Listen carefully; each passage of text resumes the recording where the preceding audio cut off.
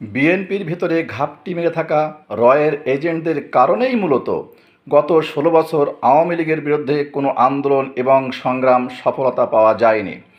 আর ৫ তারিখের পরে ভারত বা রয়ের প্রথম কাজ হলোই, প্রধান এজেন্ডা হলো বিএনপিকে ভারতমুখী করা, ভারতের এজেন্ডা বাস্তবায়ন করা। সেই জন্য আমরা দেখছি যে বিএনপির ভেতরে যে সমস্ত রয়ের এজেন্টরা এতদিন ঘাপটি মেরেছিল, তারাই মূলত দল নিয়ন্ত্রণের চেষ্টা করছে এবং তারা ভারত এবং আওয়ামী প্রীতির বা প্রেমের বক্তৃতা দিতে শুরু করেছে। শুধু তাই না, দলীয় উচ্চ পর্যায় থেকে তৃণমূল পর্যন্ত দলীয় কোনো শৃঙ্খলা নেই এবং এর ফলে তৃণমূলে দারুণ এক হতাশা নেমে আসছে। তারেক জিয়ার নির্দেশনাও দলীয়ভাবে বাস্তবায়ন হচ্ছে না।